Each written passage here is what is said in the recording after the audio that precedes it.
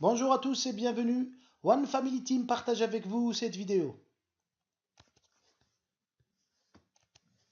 On se souvient tous de ces produits qui faisaient partie de notre quotidien. Donc la cassette, le téléphone, le fax, tout ça, tous ces produits ont été digitalisés pour se trouver tout simplement dans un smartphone. Il y a un autre domaine aussi qui a vu la digitalisation, c'est le paiement. Au début, alors, c'était le troc, après le sel, les pièces métalliques or ou argent, les billets, banque, le chèque, les cartes bleues, tout ça a fini par être digitalisé pour arriver à notre sujet d'aujourd'hui qui est la crypto-monnaie, appelée en anglais cryptocurrency. C'est quoi la crypto-monnaie pour ceux qui ne connaissent pas? C'est un moyen de paiement sans banque, sécurisé, disponible sur Internet, basé sur les mathématiques et existant depuis 2009 via Bitcoin. Une autre définition de la crypto-monnaie, alors c'est une monnaie digitale qui utilise la technologie blockchain et la cryptographie. Donc la blockchain pour la sécurité, la cryptographie pour éviter tout ce qui est contrefaçon. La valeur de cette monnaie est indépendante des gouvernements et des banques centrales. Elle dépend de l'offre et la demande et est appelée or digital. Bill Gates dit que dans le futur, les transactions financières vont être digitales, universelles et pratiquement gratuites. On comprend simplement par cela qu'on va avoir des paiements sur Internet sans passer par les banques. Un expert financier, M. Ben Bernanke, qui était le responsable de la Réserve fédérale américaine, dit aussi que les monnaies virtuelles ou les monnaies numériques vont apporter de l'innovation, de la vitesse, de la sécurité et de l'efficacité aux moyens de paiement. On vient de dire que la crypto-monnaie dépend de l'offre et de la demande. L'offre de la crypto-monnaie est fixe, la demande varie.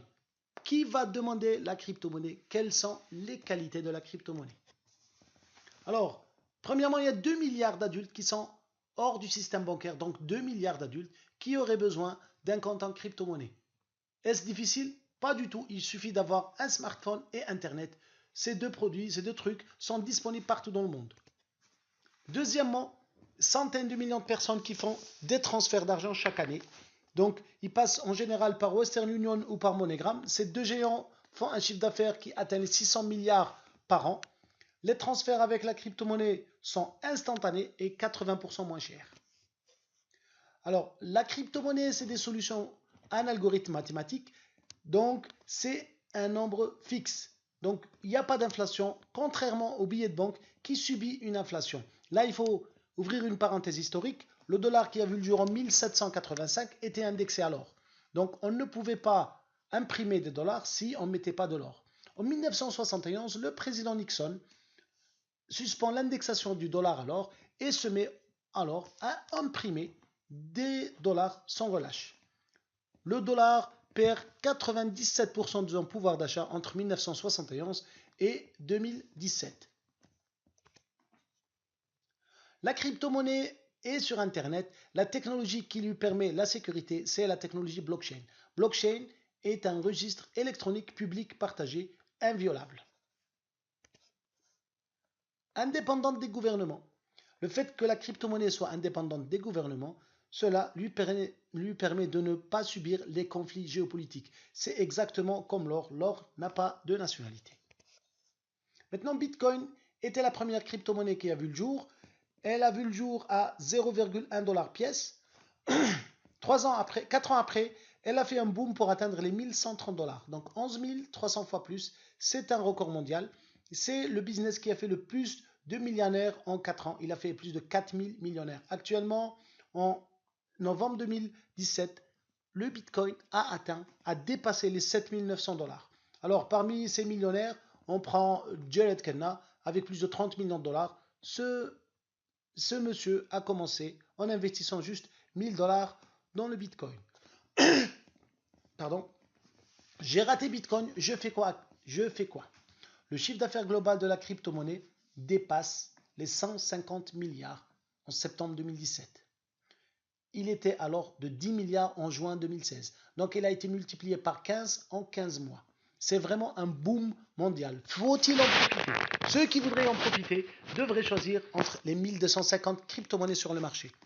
Je vous aide à choisir une crypto-monnaie par ses qualités. Alors, moi, j'ai choisi OneCoin et je vous invite à découvrir pourquoi j'ai choisi OneCoin. Alors, force du OneCoin, premièrement, 120 milliards d'unités. Ça lui donne une très grande stabilité au niveau du prix. Les crypto-monnaies, le défaut principal des crypto-monnaies, c'est la volatilité. Le prix n'est pas fixe et peut doubler ou être divisé par deux en une journée. Ceci pas car le nombre est peu important. Le fait d'avoir 120 milliards, on évite toute cette volatilité. Deuxième point, le fait d'avoir 120 milliards, c'est une crypto-monnaie à perspective mondiale. En plus de ça, c'est une crypto-monnaie centralisée, ce qui lui permet d'avoir le KYC, Know Your Customer. Ça veut dire qu'on ne peut pas faire de transactions en étant anonyme et donc on ne peut pas faire de transactions illégales avec OneCoin. Deuxième point, par rapport à la centralisation, c'est que c'est une monnaie qui n'encourage pas le blanchiment d'argent et c'est une crypto-monnaie qui est auditée. Le KYC devient une exigence européenne pour l'instant. L'Union européenne exige le KYC pour que la crypto-monnaie soit légale. Et bien sûr, OneCoin est une crypto-monnaie qui a le KYC. Aussi, l'audit a été fait par Sempor Fortis, un des meilleurs cabinets d'audit bulgares. La fondatrice de l'entreprise, c'est Dr Ruja Ignatova, doctorat en droit à Oxford, master en économie à Constance en Allemagne, la plus jeune avocate associée chez McKinsey, Businesswoman of the Year en Bulgarie en 2012 et en 2014, et aussi consultante mondiale en crypto-monnaie. Et on la voit ici faisant la couverture du Financial IT. La stratégie de l'entreprise se divise en 3 étapes. La première étape, c'est de diffuser l'information, avoir le maximum de personnes qui croient en cette crypto-monnaie. Pour l'instant, 3,3 millions de membres. Deuxième phase, c'est dans plus de 190 pays, plus de 190 nationalités. Donc, c'est vraiment une crypto-monnaie mondiale. Deuxième phase, c'est commencer à utiliser cette monnaie en interne via le deal shaker. Et entre-temps, on voit que la valeur est passée de 0,5 à la création à 15,95 euros. Troisième phase, c'est passer sur les marchés publics, sur des plateformes d'échange comme Xcoin, X.com ou autres, où le OneCoin sera visible et on pourrait l'échanger contre d'autres crypto-monnaies ou contre de la devise normale. Ceci se fera à partir du 8 octobre 2018. Alors, comment réussir avec OneCoin? Comment débuter avec OneCoin? Tout simplement en achetant un pack éducatif One Academy et miner des coins et optionnellement en partageant cette opportunité. Les packs éducatifs, alors on a des packs à 110 euros jusqu'à des packs à 55 550 euros. On a un niveau d'éducation de 1 jusqu'à 3, des tokens de 800 jusqu'à 500 000 et des multiplications par 2, ce qu'on appelle split, une fois, 2 fois, 3 fois ou jusqu'à 4 fois. Alors concrètement, j'achète mon pack éducatif One Academy, je reçois gratuitement des tokens avec des splits. Donc là, on a pris un exemple avec 2 splits.